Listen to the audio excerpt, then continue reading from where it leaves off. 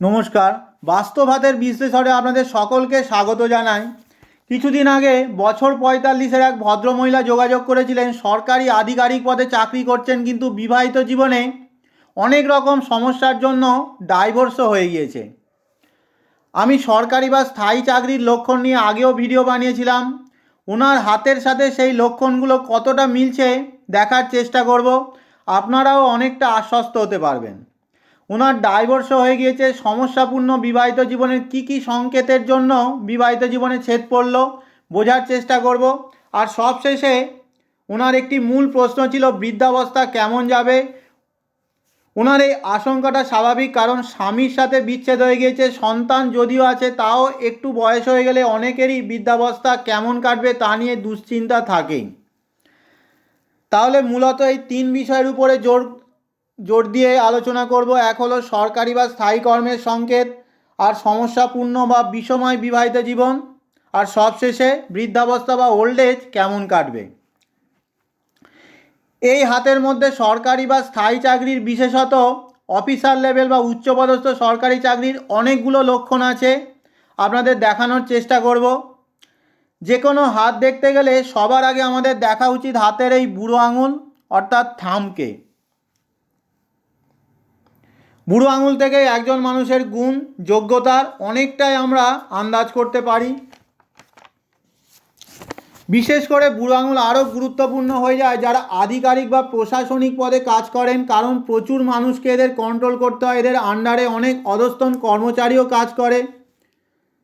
হাতের বৃদ্ধাঙ্গুলিটা বেশ লম্বা আছে, পুরু শক্তিশালী খাড়া। বুড়ো আঙুলের নিচের এই লজিক পোর্শনটা অনেকটা দীর্ঘ। উন্নত বৌদ্ধিক ও বিচার শক্তির পরিচয় বহন করে। অন্যকে ইনফ্লুয়েন্স করার ক্ষমতা, নেতৃত্ব দেওয়ার শক্তি, নিজের অর্ডার মতো অন্যকে দিয়ে কাজ করিয়ে নেওয়ার ক্ষমতা, প্ল্যান করার ক্ষমতা এদের মধ্যে অত্যন্ত বেশি থাকে। ভীষণ প্র্যাকটিক্যালও হয়। লক্ষ্যকে ছুঁয়ে ফেলার জন্য অক্লান্ত পরিশ্রমও এরা করতে পারে। এইবারে সাইনে চলে আসছি।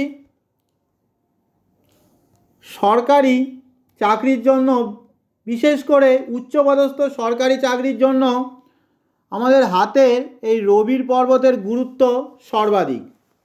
কারণ রবি হলো রাজা, সরকার বা গভর্নমেন্টের কারক। রবির পর্বত তো বেশ ভালো আছে, অনেকটা জায়গা নিচ্ছে, কিন্তু এতটুকুই সাফিসিয়েন্ট না, স্ট্রং সাইন দরকার। রবিতে স্পষ্ট দেখা যাচ্ছে রবি রেখার উপরে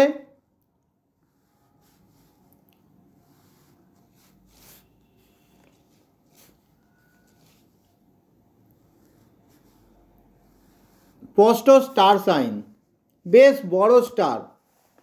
জীবনে বড় সাফল্য, মান সম্মান, খ্যাতি, উচ্চ পর্দায় হঠাৎ করে এদের জীবন বদলাতে আমি দেখেছি। লটারি, শেয়ার, উত্তরাধিকার সূত্র থেকে প্রাপ্তিও দিয়ে থাকে। এছাড়াও রবিতে রয়েছে ত্রিশূল চিহ্ন। এই চিহ্ন খ্যাতি, প্রসিদ্ধি, উন্নতি, একাধিক দিক থেকে আয়, উত্তরাধিকার সূত্র থেকে লাভ দিয়ে থাকে। আধ্যাত্মিক উন্নতির চিহ্ন।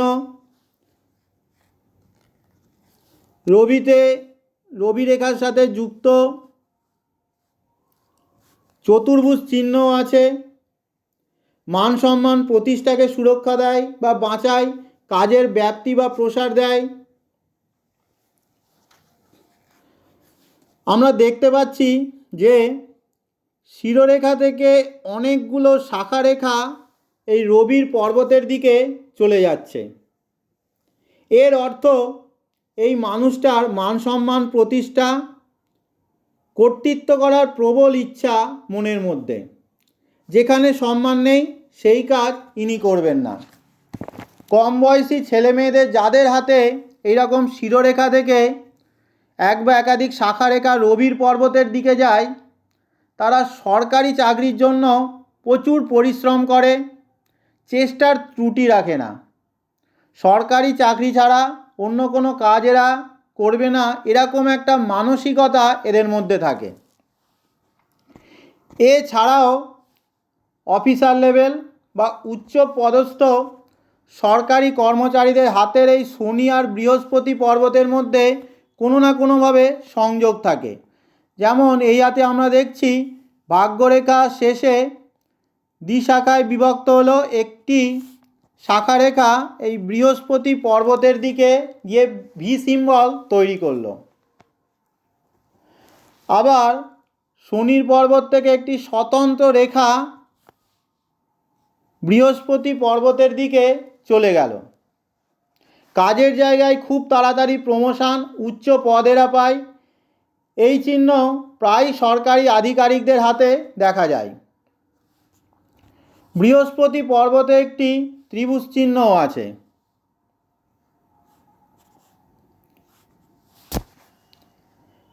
বৃহস্পতির ত্রিভুজ ক্লাস 1 লেভেলের সরকারি কর্মপ্রাপ্তির অন্যতম সেরা চিহ্ন। আমি আগেও বহুবার বলেছি, সরকারি বা স্থায়ী চাকরি যেখানে জব বারবার চেঞ্জ হয় না, সেই রকম ব্যক্তির হাতে এই মাইন লাইন বা শিরোরেখা বেশ লম্বা থাকে। এই হাতে যেমন রয়েছে, যা পার্মানেন্ট জবকে বোঝায়। সরকারি বা স্থায়ী চাকরির সম্ভাবনা এদের অনেকটাই বেশি থাকে।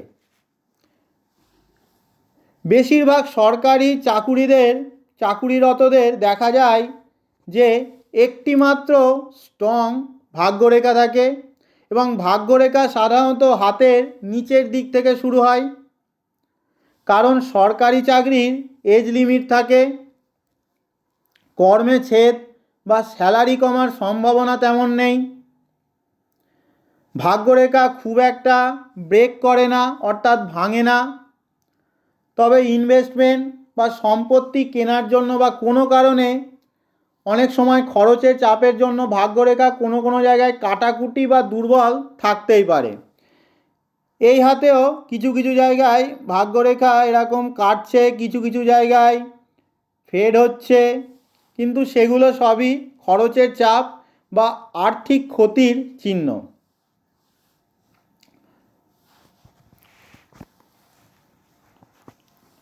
এই হাতে আমরা কি দেখতে পাচ্ছি যে ভাগ্যরেখা অনেকটা নিচ থেকে শুরু হচ্ছে, প্রায় 25-26 বছর বয়স থেকে ভাগ্যরেখা শুরু হচ্ছে এবং একটাই ভাগ্যরেখা একেবারে শনির পর্বতে পৌঁছে যাচ্ছে।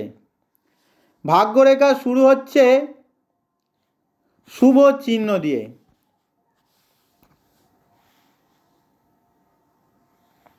এই যে ভাগ্যরেখা শুরু হচ্ছে ত্রিভুজ চিহ্ন দিয়ে, অর্থাৎ বড় সাফল্য, উচ্চ পদ, ভালো স্যালারির সাথে কেরিয়ার শুরু হওয়ার সংকেত। তাহলে আমরা বুঝতে পারলাম কেন কেরিয়ার ইনি সফল, কেন সরকারি আধিকারিক পদে বর্তমানে ইনি কাজ করছেন। এইবার দ্বিতীয় বিষয়ে চলে আসব, সমস্যাপূর্ণ বিবাহিত জীবন বা ডাইভোর্সের চিহ্ন কি কি আছে। সুখী বিবাহিত জীবন শুধুমাত্র ভাগ্য বলে আসে না। আমাদের ভিতরকার স্বভাব বা চরিত্রগত গুণ, কম্প্রোমাইজিং নেচার, অন্যকে সহ্য করার ক্ষমতা, সাপোর্ট করা, হঠাৎ করে রিয়্যাক্ট না করা, মানিয়ে চলার ক্ষমতার উপরে অনেকাংশে নির্ভর করে। এই হাতে সেই সমস্ত গুণগুলো কতটা আছে দেখার চেষ্টা করব। বুড়ো আঙুলের এই নিচের পর্বে যদি এইরকম অনেকগুলো স্পষ্ট আড়াআড়ি রেখা এইরকম থাকে, তা তার্কিক স্বভাব দেয়, তর্ক করা বা কথা কাটাকাটির প্রবণতা তৈরি করে। আমাদের হাতের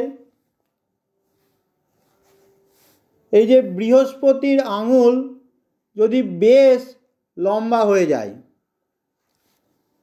রবির আঙুলের থেকে অনেকটা লম্বা, উচ্চাকাঙ্ক্ষা ও অহংকার এদের মধ্যে অত্যন্ত বেশি হয়ে যায়। কর্মের জন্য তো ভালো, কিন্তু রিলেশনের জন্য একদমই ভালো না। এদের মধ্যে ডমিনেটিং নেচার চলে আসে, স্বামী বা স্ত্রীকে শাসন করার প্রবণতা তৈরি হয়। হাতের মধ্যে এই মঙ্গল পর্বতে যদি অনেক এলোমেলো এরকম আড়াআড়ি তির্যক ছোট ছোট রেখা যদি এরকম থাকে, হাতের মধ্যে একটা মাঙ্গলিক যোগ বা মাঙ্গলিক দোষের সৃষ্টি করে।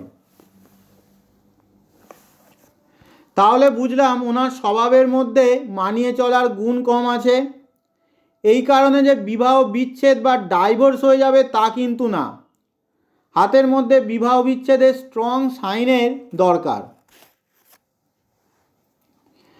যেমন দেখুন, এই শুক্র পর্বতে অনেকগুলো ছোট ছোট এরকম ক্রস চিহ্ন তৈরি হচ্ছে।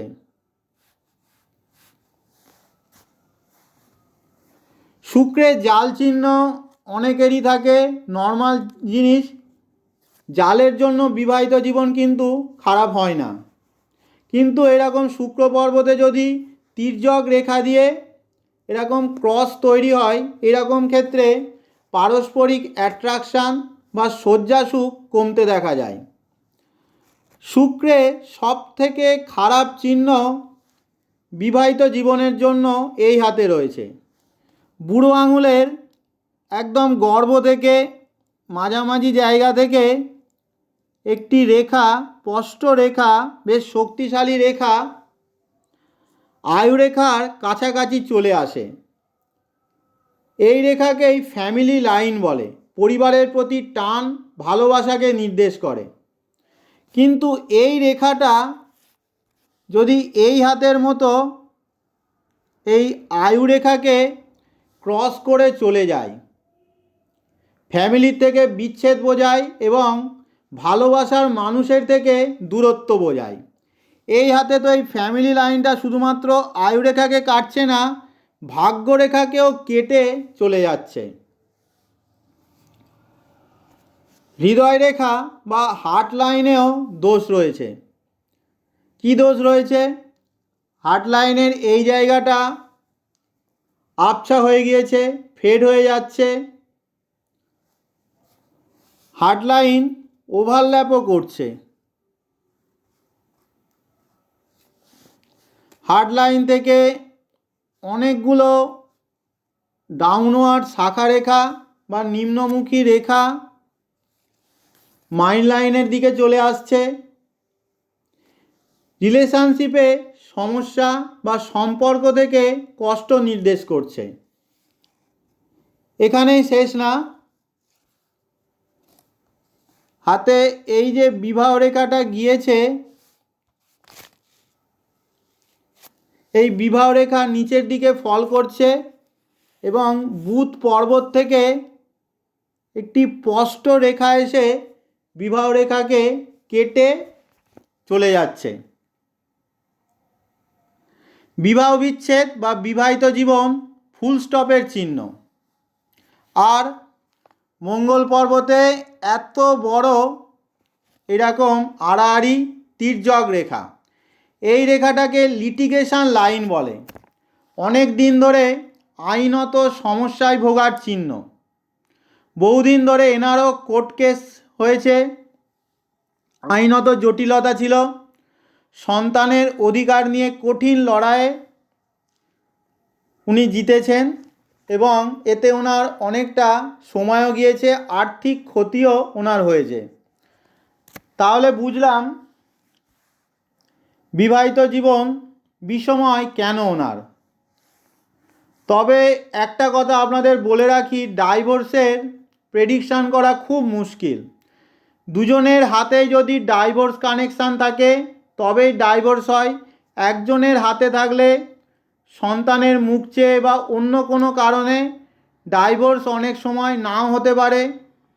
খুঁড়িয়ে খুঁড়িয়ে চলে বিবাহিত জীবন। এবার শেষ প্রশ্নে চলে আসছি, বৃদ্ধ বয়স কেমন যাবে? হাতের মধ্যে দেখছেন প্রচুর এলোমেলো রেখা।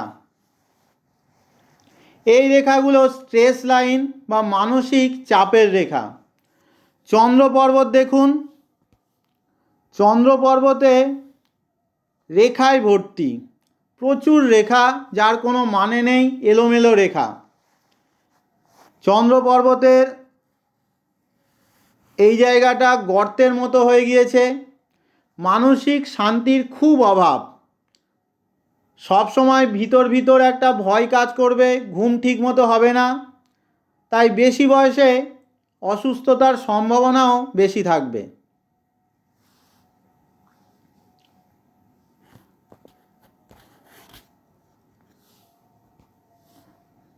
হাতেও আমি একই জিনিস লক্ষ্য করছি। এই আড়াআড়ি রেখাটা আয়ু রেখাকে ক্রস করার পরে আমরা দেখতে পাচ্ছি যে আয়ুরেখা দুটো শাখাতে বিভক্ত হলো। শাখা দুটো কিন্তু বেশ দুর্বল। আয়ুরেখাটা ফেড হয়ে গেল, আবছা হয়ে গেল, দুর্বল হয়ে গেল। আয়ুরেখা শেষের দিকে অগভীর হয়ে যাচ্ছে, তাই শেষ বয়সে শরীর দুর্বল, রোগপ্রবণ হয়ে যেতে পারে। হৃদয় রেখাতেও সমস্যা আমি আগে দেখালাম। হার্ট লাইনও এই জায়গায় ফেড হয়েছে, হালকা হয়েছে, ওভারল্যাপ করেছে। শরীরের ভাইটালিটি, রোগ প্রতিরোধ ক্ষমতা বেশি বয়সে কমে যাবে। দীর্ঘমেয়াদী রোগে ভোগার সম্ভাবনাও তৈরি হচ্ছে। আমি চাই উনি সারা জীবন সুস্থ থাকুন, কিন্তু হাত যা বলছে তা তো বলতেই হবে। আশা করি মূল বিষয়টা আপনাদেরকে বোঝাতে পেরেছি। তাহলে আজকের মতো শেষ করলাম। নমস্কার।